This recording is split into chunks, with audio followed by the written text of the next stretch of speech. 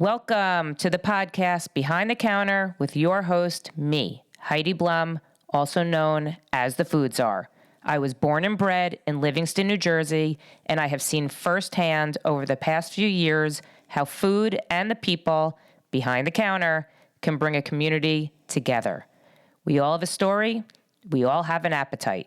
Each episode will explore the thread between food, people, and community, and the stories that weave them all together. So let's get behind the counter and dig in. Here we go. This is Behind the Counter. Behind the Counter with the Food Czar. Here's Heidi. Welcome back to another episode of Behind the Counter with the Food Czar, which is me, Heidi Blum. And today's episode is really about sort of something that I'm passionate about, and I hope everyone feels the same way. This is about community on a lot of different levels. This is about the power of being a mother. This is about turning bad things into amazingly positive and magical things. And I really can't wait to sort of get into this podcast. I am sitting with Jodi Eisner, mother of Annie Eisner, and also the chairwoman of the Annietober Foundation. No, what is it? Annietober 365 Foundation. I was going to say Foundation 365, but it's three. Let's say it again. Annietober 365 Foundation. Okay. So for those of you that don't know Jodi, she lives in Livingston, New Jersey. She had a beautiful daughter named Annie, who unfortunately her life was shortened at the age of 20. Shortly before her 21st birthday. to Acute myeloid leukemia. Complications after treatment for that. Okay. And Annie, as people around Livingston know, was a free-spirited, magical unicorn. Yes. Whose favorite color was pink. Pink and sparkles. Yes. Not just regular pink. Pink and sparkles. And Jodi is wearing that proudly today. Always a little pop of pink. That was Annie's expression. A little pop of pink. A little pop of pink. So, this is going to be a little bit heavy in the beginning because we want to hear about Annie's story, but we're going to turn this frown upside down by talking about something like how you really take a frown and turn it upside down. How's that? Sounds like a plan. Okay, so let's talk about Annie. Let's talk about, give us a quick, summary of Annie's journey through her Sickness. She started out her junior year at Livingston High School in the fall of 2019, like any other kid. With her biggest stress was passing her driver's test, which she did on October 8th, 2019. She maybe shouldn't have if you ever saw her car parked diagonally across our driveway. we all know those types, yes, yeah. exactly. But she did. And then the bigger stress was, do I take the ACT or the SAT? And that was what we thought was going to be the biggest problem we were going to face. She had some weird things that fall, but we went to the pediatrician and everything just was what it was. It was an infection. It was a stiff neck. It was anything. And we were away over break that December. And she didn't feel well. And she kept saying, my heart feels like it's beating fast. And then at one point we thought she looked a little yellow. We're like, because you don't eat vegetables. You need to eat more vegetables. Right. We came home on New Year's Eve. And she called me at 12:15. She was at a friend's house. She's like, can you pick me up? I don't feel great. I'm like, okay, you're tired. We just had gotten home from vacation.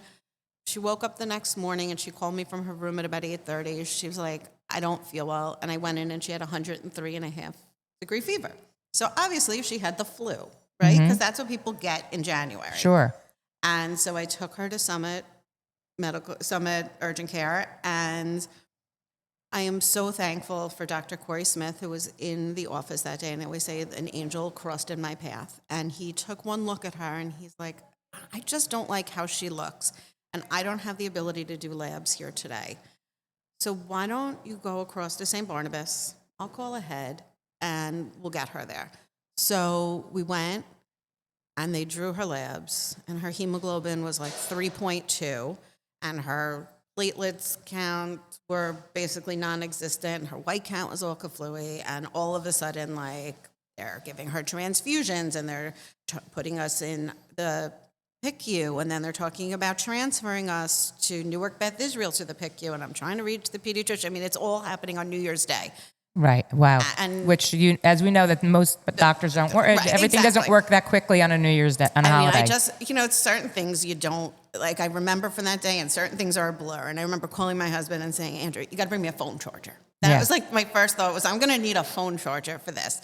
And he came in and he brought it to me. He goes, this place is a circus.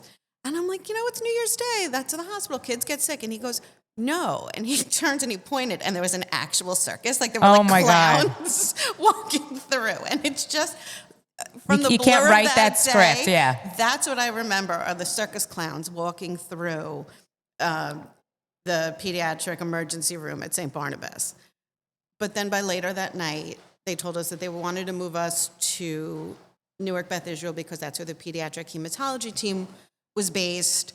And when she got there that night, and they call you out into the hall and they say, why don't you have a seat? I'm saying nothing good ever comes from a doctor. Saying, why don't you have a After- seat? Yeah. Yep. After that phrase is pretty much catchphrase for, beware. Yep. And they told us that they thought she had a blood cancer and that, they were going to have to do a bone marrow biopsy the next day and start to figure it out. And then over the next few days, it started to, unravel what this was, that it was some type of a marrow disorder, and whether it was this myelodysplastic syndrome or whether it was acute myeloid leukemia was depending upon, a few things that were going to take a while to come back.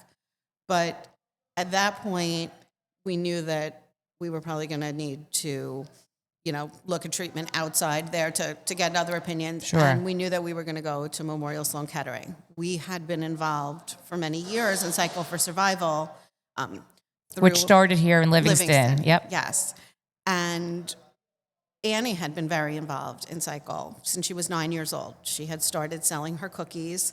When we started riding, she wasn't old enough to, and that's what she chose to do to help people. And she used to say, I'm going to cure cancer one cookie at a time. And she had become very good friends with the Goodmans. She met Sandy Goodman. Sandy and Len Goodman are the parents of Jen, who started Cycle for Survival. Yes. And shortly after Jen had passed away, Livingston was holding its first big local event. And At the community center. At the community center. And Annie and I would go in the afternoons to our friend Amy and Jeff Becker's house and go help the swag bags that they were going to give away. And Annie came with me one afternoon dressed in her leotard and tights from dance and sat down next to this woman who we didn't know. And the two of them started chatting, and it turned out that woman was Sandy, and she asked Annie where she danced. And Annie said, Michelle's dance studio. And she said, oh, that's where my daughter danced. And the two of them became fast friends. To the point where over the years, Sandy and Len had cleaned some things of Jen's out of her room, and they'd written Annie this beautiful letter that there were things about Annie that reminded them of Jen. Right. And they gave to her. Annie gave the Devar Torah at her bat mitzvah about Jen. It just so happens that the Torah portion she had was about the death of Sarah, and about how in the Jewish religion they believe that the truly righteous never die. Their good deeds live on beyond their death. And she related it back to Jen. Wow. Powerful. Right? Yeah. Like, you and For I have sure. had a lot of conversations about signs and, Yes. and connections and things. I was going to say, I mean, people who listen don't know anything about me really, just them, the foods are. But yes, I have experienced loss, not a child, and like you have, unfortunately. But my sister passed away from ovarian cancer, and I was her stem cell donor. I was a perfect match and was able to extend her life by 1 year, which was a gift. The best gift. The best gift. I mean, there was nothing I wouldn't do in that moment, and it was. I would do it again and again and again. Yeah. So, shortly, so Annie was diagnosed. We went to Memorial Sloan Kettering, and then everything just starts moving fast. Sure. We go on a Wednesday. You want to do fertility treatment, it needs to start on Friday. And then we're going to put in a port, and we're going to start this chemo, we're going to start that. But everything had a plan. There was this timeline, and there was a plan. We're going to do X, and then Y. Sure. And then A, and then B. And that's how it was. And then about a month in, they come and they sit you down. They say, so we think she's going to need a bone marrow transplant. And that's where the conversation changes a little bit. If we can find a donor. Yep. We hope. We think. It's no longer this carefully planned out thing. There's so many variables. Did your other daughter test to see if she was a match? She did, and yeah, she was. That's usually, I was going to say, that's usually like the best match. So yeah. Lainey was a perfect match. And we were really lucky. And, you know, it was a little bit of chaos because this was, that was February 2020, and the world came to a screeching halt mid-March. Right. So now imagine I have, one child who's away in college, her senior year of college, who suddenly is being told, we're shutting down campus, we're not having graduation, she's in Michigan. I have a sick child here. There's immunocompromised child. We're trying to figure everything out. And they were like, okay, and you need to get Lainey home, and we need to get her marrow.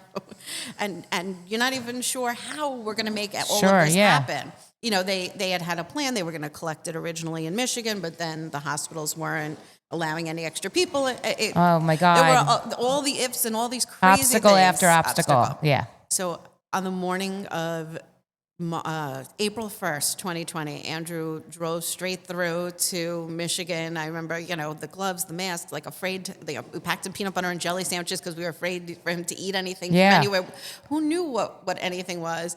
He got Lainey. They lived in a hotel for 2 weeks because we couldn't let them. I was going to say, she couldn't get sick, and Annie couldn't get sick. Exactly. Yeah. Wow. So, and then he took her, and they actually collected actual marrow from Lainey at that point. Most collections, 90% now, are peripheral stem cells, which are done kind of like collecting plasma. Yeah. Just much bigger needles. Yes. Don't scare people. No, it's not. It was fun. Again, it was my pleasure. It was my pleasure. Yeah. But they took actual marrow from Lainey. They felt that was what Annie needed at that point. And they were able to freeze it until Annie was ready to receive it. But they were so concerned with hospital shutting down even further and not allowing anything to happen that they saw a window of opportunity, and they wanted to just get it and have it ready for when Annie was. And in July 2020, Annie had her transplant. Right. She was in the hospital then for 31 days. Mm-hmm. She came home. She was doing great. She actually started going back to school that fall for senior year. It was great if you're immunocompromised. Everybody sat 6 feet apart from each other with a mask on. Half the people didn't go. It worked in your advantage, yeah. That was what she needed at that point. And things were good until about February. And then her numbers started to look a little wonky, and they started watching. And by February 2021, they realized that she had relapsed.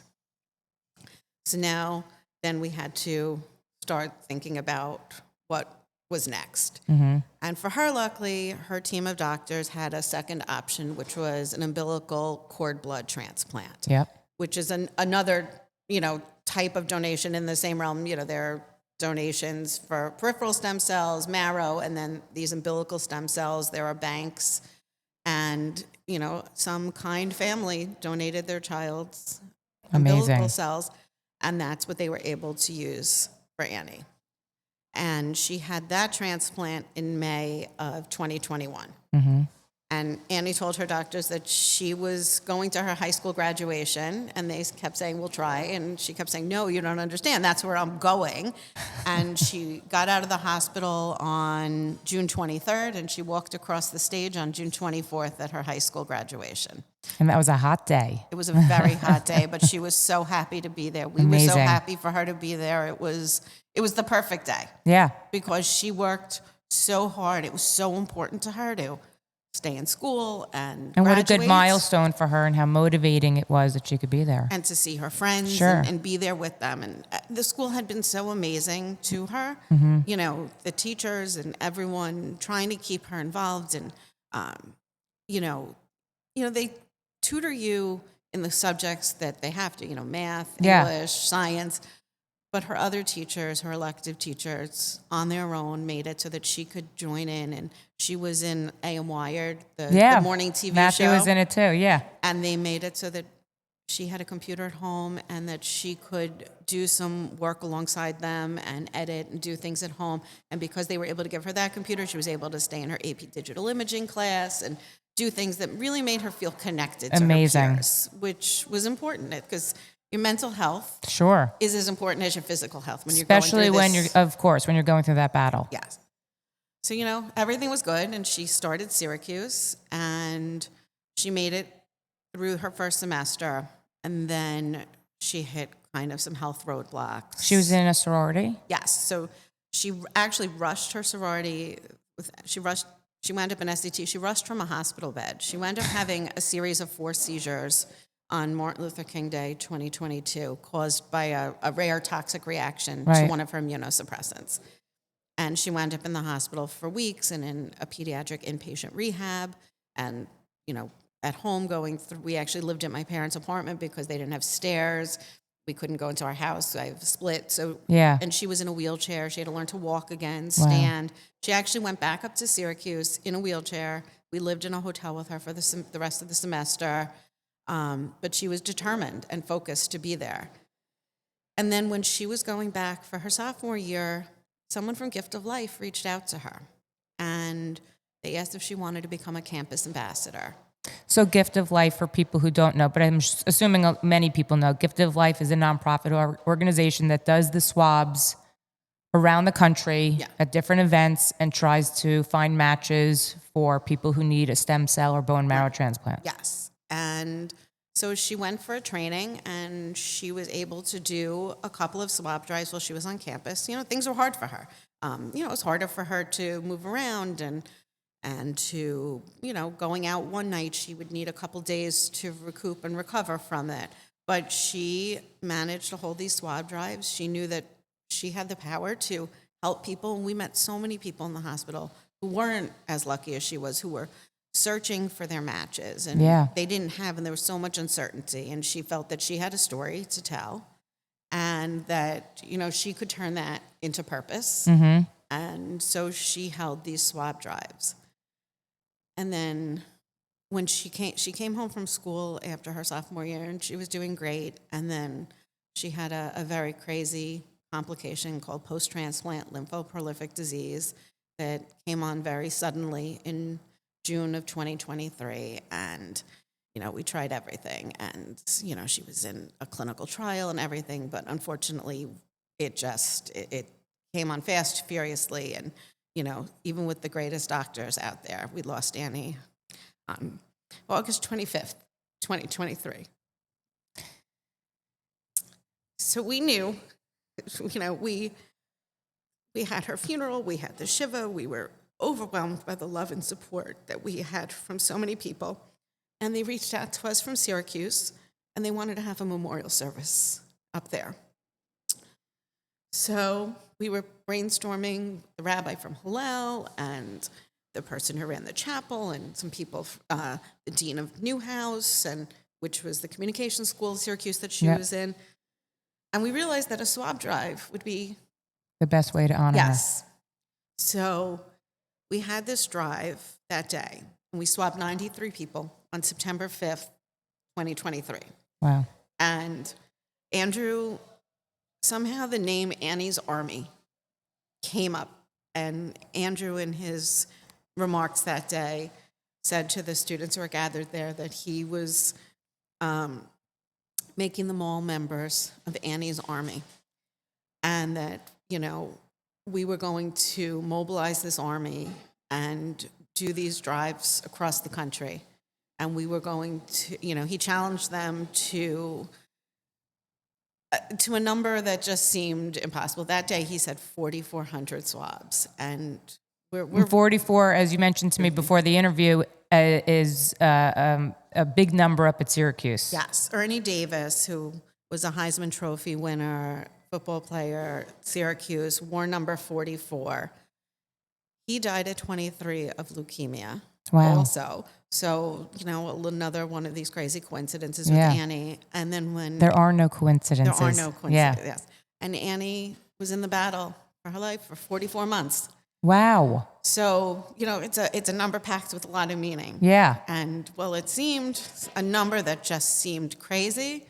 We are at the precipice of hitting that number now. As of last night, we have swabbed 4,177 Oh my God. people in just over a year. Wow. And we're not done. We have plenty more drives on the books. So a number that seemed like Impossible. pipe dream Yeah. is really at our fingertips now. It's, it's our first 4,400 is what we like to say now. It's really, so Annie's Army, Annie, clearly was a powerful, brave girl who was determined not only to beat what she was fighting for, but helping other people fight for their life too, right? Yes. So this is where the community comes in, Our right? community is beyond. And there's, a micro community, and then there's like a greater community. Well, that- community is, Yeah. there's communities within communities, just like what you're saying. But I know the Livingston community has always been amazing. And I know for your family, they have been above amazing. Beyond. And there's the community of the people that, worked with Annie. And Yes. there's the community of Syracuse. And there's the community of the families that you met along the way. There's many. And it's really started in the days, even, the 2 days before Annie's funeral. People started coming in and saying, this one wants to do a fundraiser, and we should do things for Annietober. And Annietober, for people who don't know, is what Annie called the month of October. Her birthday was October 8th. And since she was about 3 years old, everybody who knew her knew that Annietober was a very big month in our house. And even the theme of her bat mitzvah was Annietober, but it's Taking on a new name. yeah, her birthday was not a small thing by any stretch of the imagination, and she liked to celebrate because one day wasn't enough. And so everybody, it just like a tidal wave came in that week that stores were like, we want to do an Annietober fundraiser. And it gave me, as we, after we got up from the week of Shiva, and I, trying to figure out which shoe to put on which foot, it gave me a purpose. Sure did. Every day, I'd go into a different store or restaurant and talk with them. And they would offer to take a date on the calendar and donate a portion of their proceeds to Cycle for Survival that day. Or they would make a special menu item. They heard that Annie had a special salad she liked, so it started popping up on menus around town. And she turned 21 that year, so there were special Annietober cocktails and Annietober cupcakes. And then the stores all started having these days, and we started filling up a calendar, and then we started adding in more swab drives. And suddenly there became this enormous month of Annietober, this month filled with doing good, whether you're a student on a campus who can, get swabbed, or, I always like to say, my friends, everybody I know wants to swab, and I like to say to my friends, I love you, but nobody wants your marrow. They don't. We have old marrow. We have old Yeah. marrow. So I like to say for my friends, I need you to swipe, not swab. Yes. Your credit card holds more power than your marrow right Amen. now. Yep. And my friends are great shoppers, and so are a lot of other people in town. And we raised so much money doing that for Cycle for Survival, and we had so many swabs, and we've been working on it, and we realized that it was getting bigger and bigger and bigger, and that we needed a mechanism to kind of help us manage everything. And we realized that we needed to create a foundation that would help us, because we wanted to do some bigger fundraisers, and we needed to be our own 501c3. It just would help us in getting manage everything. a lot Yeah. of things done. And it was hard to kind of meld what we were going to do between, how does swabbing go along with fundraising and Cycle and Gift of Life and all of these things? How do they work together? And then last December, Lainey asked for a bracelet. Someone had made us Annietober bracelets. And then around Hanukkah, she said, could I get a bracelet that says Annietober 365 on it? She's like, every day should be Annietober. Yeah. And that just Opens it up. Yeah, like the light bulb went off in my head, like Oprah always talks about that light bulb moment. Yep. That was it, and I knew that was the name. But then it became like, how do we get the message across? And then all of a sudden, one day, it, again, kind of like a light bulb. And so the mission of the Annietober Foundation is, one, to live every day like it's your birthday. Love that. Because tomorrow's not promised. No, and it is not. You have to celebrate every minute. Mm-hmm. Two, we want to help people have more birthdays. So by funding cancer research for prevention and new treatments. let's try and, eliminate cancer. But we also know that every war is won by fighting a battle on multiple fronts. Yep. So that if you have a blood cancer or a marrow disorder, you're going to need a transplant. So we want to help transplant patients find their matches, because on the day that you have your transplant, you get to celebrate a second birthday. That's correct. That's And- day one. Yep.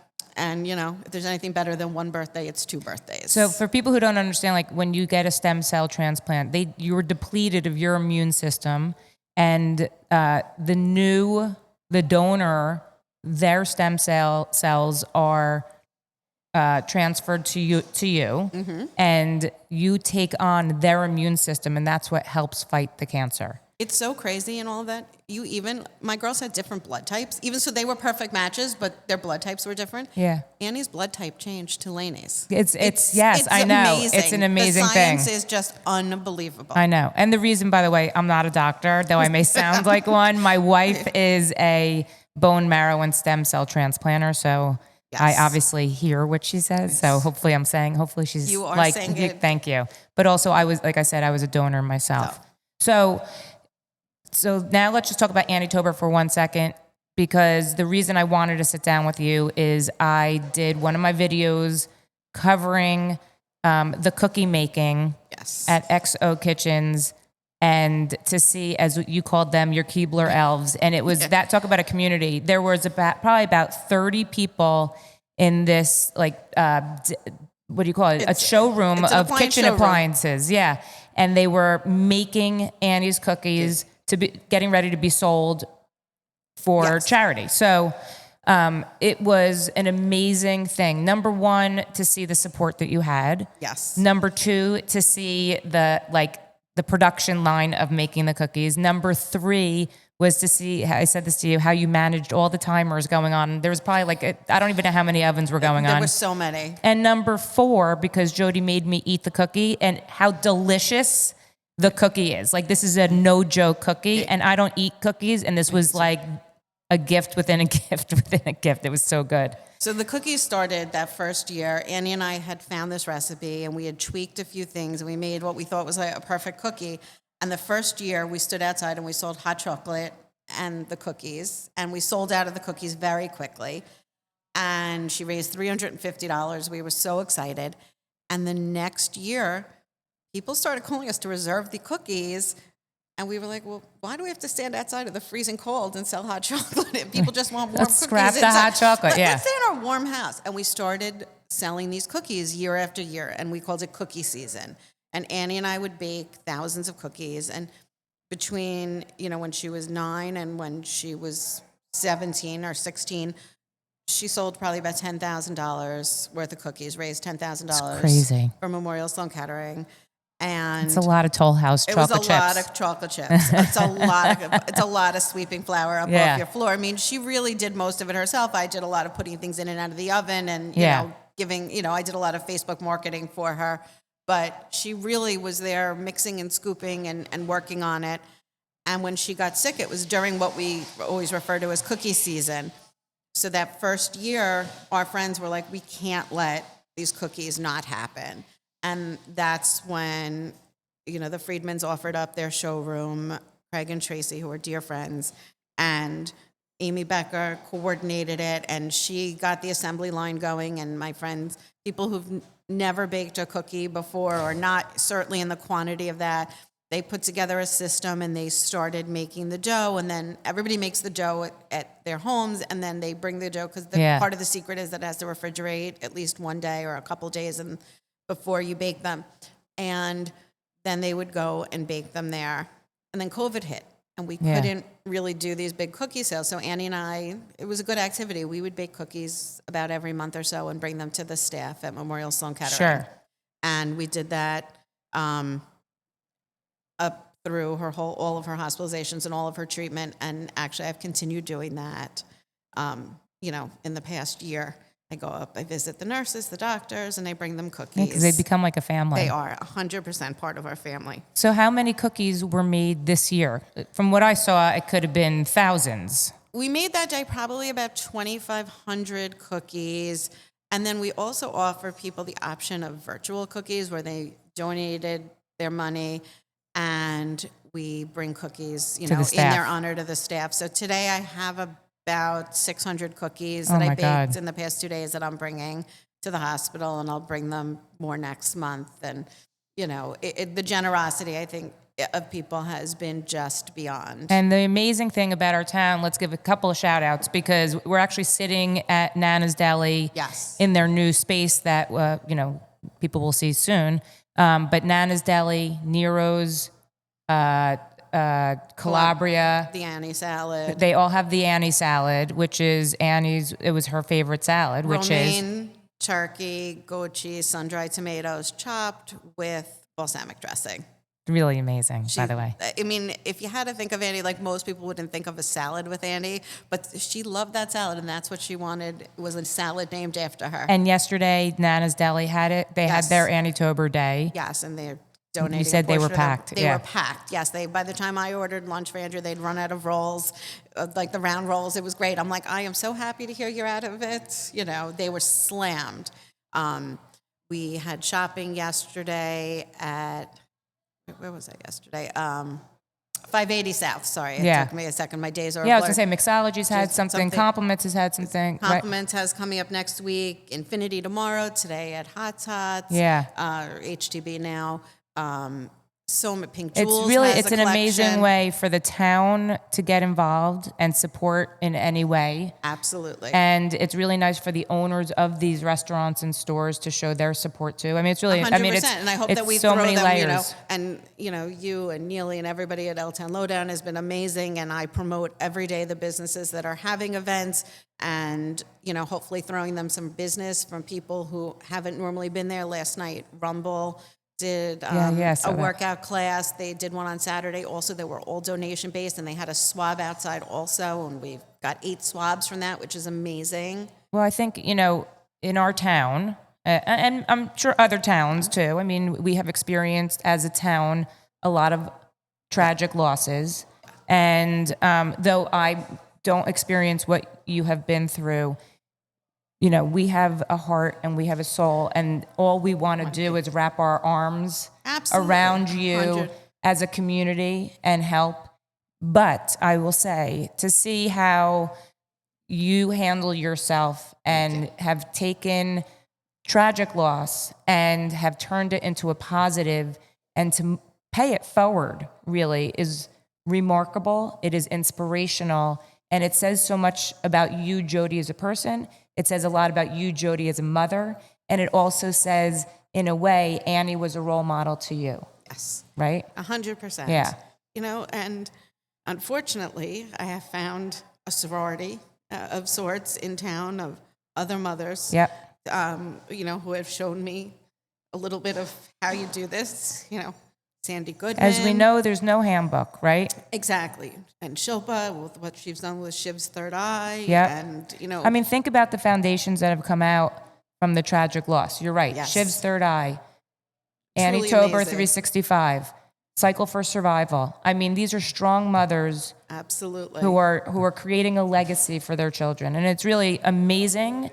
And I would say to anyone that is listening to this podcast, like, go online and look up this foundation, go online and look up Shiv's Third Eye, and go online and look up Cycle for Survival, and you're going to see the power of a mom, the power of a community. I mean, it's amazing. It is. You can turn pain into purpose and power. And, that's what, there's no handbook. No. And it doesn't work for everybody. That's not what everybody needs or wants. But for me, it's giving me some focus, some direction. Yep. A way to Channel it. To channel it. My sister used to say, because she was so strong when she was going through her battle, and I used to say, I don't understand how you're doing it. And she would say, I mean, it's a famous, I don't know, famous quote, but it's a quote that I live by. And it was, it's, you don't get to choose what life throws at you, but you get to choose how you deal with it. 100%. And, I've always lived my life through a lot of losses in my life. And I try to teach my children is you want to be the victor, not the victim. That's right? I love that. Because it's true, right? We can all choose to, crumble and stay in our Exactly. beds all day, but we don't want to be the victim. We have bigger things to do, Exactly. right? And you're making a legacy for your daughter, and you're paying it forward. So that to me is, like I said, incredible. So let's talk about a couple of calls to action. Yes. What is next? So As we move out of Annietober. it's Annietober 365 days a year. That's my girl. That's good plug. That's what we believe, and that's how we're living. So that means that on November 1st, we need as many swab drives on the books as we had in October. And we had a lot in October. Let's talk about how many matches from all the swabs, the 4,100 swabs that you've done. How many matches have you? Yesterday, we had a very, very special number. It was match number 18. Okay, let's just repeat that. Match number 18. That means 18 people who are going through their own battles have been matched with an anonymous donor. Potentially. For a potential transplant. Right. We've had one transplant so far. So just so you understand by the numbers, you have a less than 1% chance of ever matching with anyone. Right. If you're getting swabbed for the registry. I think it's like 1 in 256 or something is the number. It's a very, very small number. And then should you match with someone, you have a less than 20% chance of actually going to transplant. Right. So the odds are not in your favor, but to have 18 matches is a big number. It's a big number. And Yeah. For people who don't know, in the Jewish religion, 18 means life. And so it's a very incredible powerful number. Let's get to 36 then, right? We need to get to 36. Absolutely. So anyone can have a bone marrow drive, a swab drive. Absolutely. The best donors are between the ages of 18 and 36, which is why we spend so much time focusing on college campuses. Annie and I were both members of SDT. So Me too. Were you? When was the last time you wore your yellow tea rose? On the night of my initiation. There you go. And we have been so fortunate that so many SDT chapters. I actually went to SDT's National Convention in June in New Orleans as a guest of Gift of Life, and we met so many remarkable young women who have held drives this month, and we still have more that we will schedule throughout the year. We've worked with people in other sororities and fraternities. They do, you can do a swab drive, outside in public. You could stand and at the union or Churches, on campus. temples, You could colleges, do right? swab at your job. You could do a swab a sister night with your sorority, or a brotherhood night. You could do them at any place where there are groups of people who are between the ages of ideally 18 and 35. We can swab a little bit older, but the chances of you being used for a transplant are that much less. So how do people find out where the swabs are being held, and or if they wanted to hold one themselves? If they go on our website, Annietober365.com, there's always a list of where we have upcoming drives, and there's ways to contact us and reach out to us. We can get a swab drive set up through Gift of Life in your community so easily. It takes about 15 minutes. You spend online on a Zoom training class. They send you everything from the tablecloth to swag to give out to a FedEx envelope to return the swab kits back to them. It's not a hard sell. It takes people about 5 minutes they scan a QR code, they fill out a little envelope, they wipe the inside of their cheeks with 3 Q-tips that are far less invasive than any COVID swab that we're all used to. They seal it up themselves in their envelope, so it's not like you are touching anybody's, bodily fluids or anything. It's completely safe, and it's so easy. And if you have an 18 to 35-year-old in your life who has a community that you could help us tap into, we would love to hear from you. We are always looking because we want to help more people find their matches, and we need some diversity in the registry as well. I mean, if you're Caucasian, you have a 79% chance of finding a match in the registry, but if you're Black, you have a 29% chance. Or a member of the AAPI community, you have a 47% chance of finding a match. And we want to help shift those numbers so that everybody has a chance. So, and I would tell people, if any 18 to 36-year-old is listening to this, which I don't know if that's my demographic, but if they are, or if a parent is listening, there is nothing to be afraid of if you are called to be a match. 100%. Actually, it's the opposite. You are being called because you have an opportunity to help someone else. And that to me is the most amazing gift that you can give is the gift of life. 100%. Yeah. It's a few hours of your life to give someone else theirs. You know, with all the advances and all the different chemotherapies and medications and new advances they have in cancers, for a blood patient cancer or someone with a marrow disorder, none of that works without the transplant. They need one human being being kind And generous. and generous and, you know, letting their head and heart align and realizing that it's the right thing to do and doing it. And there's so few of those opportunities in our world today and this is a needle in a haystack that it's going to happen for you to do it. But should that opportunity arise, think about how powerful and amazing that could be. Amazing. So, Jodi, let's plug your the foundation's website one more time. www.annietober365.com. I am, no therapist. I am no doctor. I am just a food czar that has a little podcast. But I will say, there, like I said earlier, the power and the inspiration and all of that you've given me, and it's a lesson in how to take grief and turn it into something really powerful. And it's just amazing to watch. I thank you for sitting down with me, and I know it's not easy to talk about all of this, but it's awe-inspiring, and I think you obviously are making your daughter very, very proud. Thank you. And I hope everyone who listens to this, hears how strong Jodi is, what she's trying to do, and the best thing that we can do is support. We can't do this alone. So if there's a way for you to help, to swab, to shop, to donate, to dine, whatever it is, everybody has a role in this, and we can all help each other. Amen. Thank you so much. Thank you. You got it. If you are hearing this message, I want to thank you so much for tuning in. I'm truly grateful for you and this opportunity. The purpose of the Behind the Counter podcast is to bring food, people, and community together. I hope you'll return for more episodes and explore with me. I want to personally thank Fran Linnell of Design 68 for my amazing Behind the Counter podcast logo, and Travis Lohenberg for my awesome Behind the Counter music, and all the guests that take their time to sit and talk with me. I hope you enjoyed this episode, and if you did, please leave a review on Spotify, Apple Podcasts, or wherever you hear your podcasts. If you'd like to support the Behind the Counter podcast, please subscribe, share with your friends and family, and you can follow me on Instagram at Heidi Blum. If you have any feedback or stories that you want to share, you can email me at foodczarbtc@gmail.com.